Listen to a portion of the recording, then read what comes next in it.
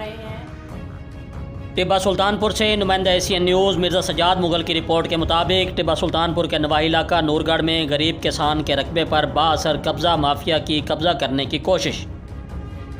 मुतासरीन का कहना है कि आए रोज़ हमारी खड़ी फसल पर कब्ज़ा करने की कोशिश करने के साथ साथ हमारे रकबे का पानी तक बंद कर दिया है। कब्ज़ा माफिया से हमें जान का ख़तरा है। वज़ीर आज़म पाकिस्तान वज़ीर पंजाब से गुजारिश है कि फौरी नोटिस लेकर हमें इंसाफ फराहम किया जाए। मज़ीद तफसील नुमाइंदा एशियन न्यूज़ मिर्ज़ा सजाद मुगल की इस रिपोर्ट में। जी बिल्कुल मौजूद है। इस वक्त हम टिब्बा सुल्तानपुर के इलाका नूरगढ़ बात करेंगे कब्ज़ा माफिया के हवाले से कि यहाँ पर कब्ज़ा माफिया ने 18 कनाल अराज़ी पे कब्ज़ा कर रखा है और उनका पानी तक बंद किया हुआ है। तो उनका कहना है कि ये जो कब्ज़ा माफिया उनमें से एक चेयरमैन है, एक पुलिस में ASI है जो कि मुख्तलिफ हथकंडे आजमा रहे हैं और हमें तरह तरह से ब्लैकमेल करते हैं। और आज ये गरीब बेबस बेसहारा लोग ये एक कपड़े की झोंपड़ी लगाकर रहने पर मजबूर हो चुके हैं। क्या वज़ीर आला साहब, वज़ीर आज़म साहब, यही कायदा कानून है, यही काला कानून है कि जिसका हक है वो दर बदर की ठोकरें और जो ना हक है वो सर पे मुसल्लत हो जाते हैं। इस वक्त वो जो बुज़ुर्ग हैं जिनका ये 18 कनाल अराज़ी रकबा है जिसके ऊपर चेयरमैन और ASI का कब्ज़ा, हम उनसे भी जानते हैं वो क्या कहें। जी अस्सलाम वालेकुम बुज़ुर्ग। वालेकुम सलाम रहमतुल्लाहि व बरकातहू। ये हमारा तकरीबन 50 साल से हमारा ये कब्ज़ा है, 50 साल से हमारी कास्ट है, अभी मौजूदा कास्ट है। हम मकान ही बनाने थे, ज़बरदस्ती पुलिस को भेज देते हैं, पुलिस हमको तंग करती है, थाना सदर दुनियापुर में हमको बुला लेते हैं, बिला नागा हमको बंद कर देते हैं। तो और हमारी ज़मीन छीनने के चक्कर के अंदर है।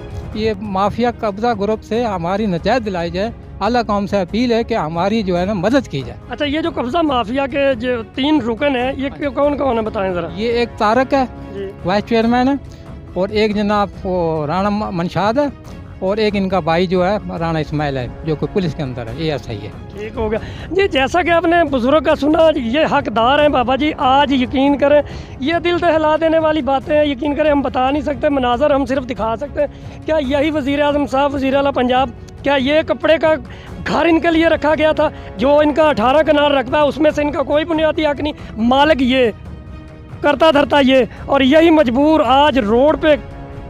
तौबा है वज़ीर आज़म साहब, यही अगर काला कानून रहा तो ये बुजुर्ग जो इनकी फैमिलीज़ हैं खुदकुशी पे मजबूर हो जाएंगे।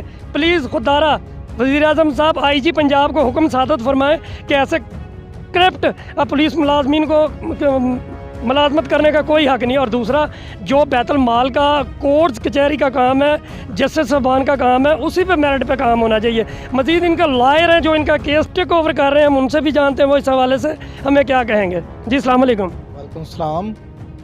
जी बिल्कुल, जैसे आपने बताया कि और बुज़ुर्गों ने बताया कि वो 50 साल से इस रकबे के मालिक हैं, इनके पास कब्ज़ा है। लेकिन कुछ जो शरपसंद नासिर है, राव तारिक जो वाइस चेयरमैन है, सियासी तौर पे बासर है, फिर उसका भाई इस्माइल है, वो ASI है, वो भी पुलिस की मुदाखलत कराता है, राव मनशाद है, वो भी मशहूर कब्ज़ा ग्रुप। अब ये जो तीनों लोग हैं ये अपना असर और रसूख इस्तेमाल करके इस रकबे पे कब्ज़ा करना चाहते हैं।